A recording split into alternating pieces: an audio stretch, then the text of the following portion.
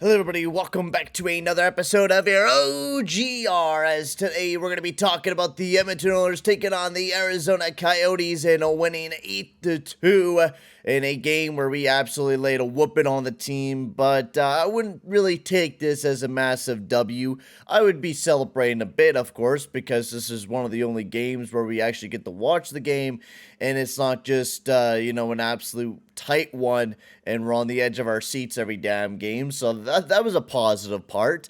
But before I get into this one, I'd like to just say, if you are new to the channel, make sure to hit that like button and hit that subscribe button as well. It'll be very much appreciated. And one last thing I do want to talk about as well is the Mark Spector article, because I really don't want to make a whole separate video talking about this. We'll probably talk about it when Jesse Puljujarvi does leave the team, and this whole narrative of that we want to push Puljujarvi out of this town. Quite honestly, I hate the fucking media members so goddamn much sometimes. But Spector wrote a whole hate piece on Puljujarvi, talking about the journalist that he was talking with, Tommy Sopila, and was talking about how he's been thinking a lot about how things differently.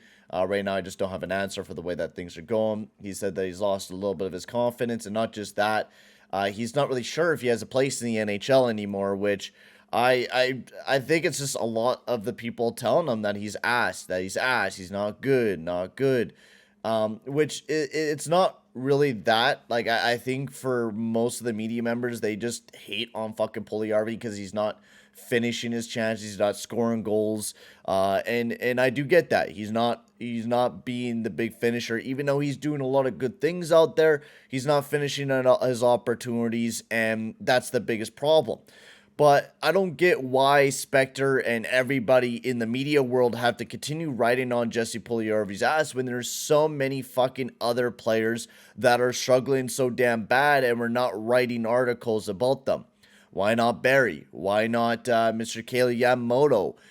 Why not some of the other guys that are not producing at all 5-on-5? Why not, start writing a lot more articles about our top nine and us playing fucking Devon Shore or Jack Campbell or just about anybody that's playing bad on this team right now? It's incredible why we continue to hate on Jesse Puljujarvi. It's insane. I know some people in my, that like me disagree, and they think Puljujarvi's not doing very well, and he's not producing at all. Like, he's not scoring any goals, and I get that, but there's a lot of other things that he's been doing great, and that's his two-way game. He probably has one of the best two-way games on this team, without a doubt. He's just not producing and not finishing his chances, which he's getting the looks, and I think the biggest thing is we need to help his confidence right now, and even Jay Woodcroft to even know that he's not having his confidence going. So I think with that, just Puljujarvi's afraid to talk with the team right now. He's not, feeling open to talk with a lot of the teammates, and I think that just could be that a lot of the teammates are not either including him into a lot of the stuff.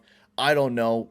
Who knows really what's going on in the back of the locker room, but I'm hoping that Jesse Puljujarvi excels and is able to get through this hard time. I fucking believe in the guy, and I always will.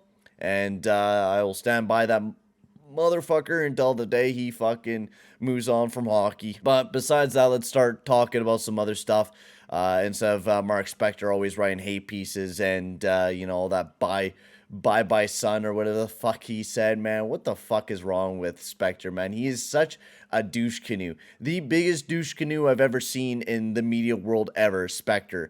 What a horrible person he is, man. I cannot wait to push him out of Sportsnet. He's an absolute dummy sometimes. So let's move into it.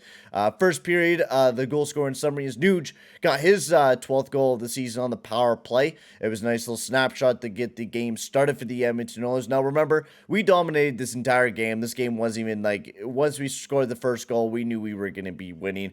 And then Derek Ryan turned into Mick Ryan as he was able to score his third goal of the season by a beautiful dangle and a breakaway, forehand, backhand, tucking it right behind Connor Ingram, putting the Oilers up 2-0. And then right after that, Leon Draisaitl on the power play by a beautiful setup pass by McDavid, setting up Draisaitl for a beautiful 1-2, getting his 18th goal of the season. And then Jack McBain right after that, getting his third goal for the Arizona Coyotes to make it 3-1. It was a nice cross-crease move. It was just forehand, backhand. Almost looked like Stuart Skinner pulled his groin during this goal, which was quite worrisome. But after that, he was okay, though. He got right back up and continued playing. So that's a good sign that Stuart Skinner's not injured at all. So that's really positive. And then right after that, Brett Kulak got his second goal of the season for the Edmonton Oilers with a nice snapshot from the point. And also Nuge got his 13th of the season with a breakaway snapshot as well to make the Oilers go up 5-1.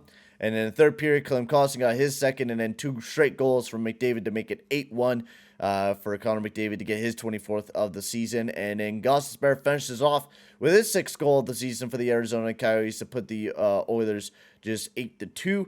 In a game where, well, like I said, this was not a really that big of a game, to be quite honest with you. Some lines I really liked. I loved the Holloway, Hablin, Puljujärvi line. They got a lot of minutes, and I thought they played really, really well. But even then, like, every line looked quite well, to be quite honest with you. There wasn't a line that I was like, oh, that's not a great line. You're not doing too well. One line I'm hoping they don't continue to put together, of course, is the McDavid, Hyman, and Draisaitl line. I'm going to continue to say that until the day I die, just because I don't really like them together. Pure and simple. Defensively, there's not too much to talk about. Kulak, Barry, Broberg, Bouchard, Nurse, and Ceci. They all played quite well. Of course, you guys all know my opinions on all those defensive pairings, but I really didn't need to dissect too much. That's why this OGR is going to be a little bit quicker. Just because, I mean, I'm running out of time because I do got to go to work here in a little bit, and I want to get this video out for you guys. Plus, there's not really a lot to talk about and dissect in this Arizona Coyotes game. I watched the entire game, and to be quite honest, what do you dissect? There's nothing really to dissect but for the ice time. I think they probably could have played less minutes for McDavid and Draisaitl throughout this game, but even them, they only played 17, 18. But I still think they could have played a little bit less ice time. Nurse and Ceci actually got not as much, and I thought Ceci played a lot better. Jokes aside there, I do think Ceci plays a lot better when he is given less ice time, and totally should be. Bouchard got the second most minutes alongside of Barry tonight. Broberg played a decent amount. I thought they were one of our better parents throughout the night. But not a terrible night for the Edmonton Oilers. We got a dub, and that's the biggest thing out of tonight. We got a dub, and now we got to go up against the Minnesota Wild 2 times in a row. So we'll have to see if we're even able to beat, the Minnesota Wild 2 times in a row, or if we're going to lose 2 times in a row. We don't play great against the Wild, so I'd imagine it's going to be a tough game both on Friday and Monday. So we'll have to see what happens. It's going to be definitely a tough matchup. We got some tough games coming up here soon for the Oilers as well. They're definitely not going to be easy games. I think right after the Wild, we also got the Blues right after that. And then I think we also got the Ducks, Nashville, Dallas, and Vancouver over the next 2 weeks. So we do got some tough games coming up for the Edmonton Oilers to finish off December, but hopefully we can finish off December quite well. We've been not playing too bad in the month of December. We've already got, we're 2-2, so I'd like to improve our record a little bit better, but we'll have to see how well we do against the Minnesota Wild. But for now, guys, I'm going to end the video here. Thank you very much for watching, guys, and I will see you guys all in the next one. Adios, amigos.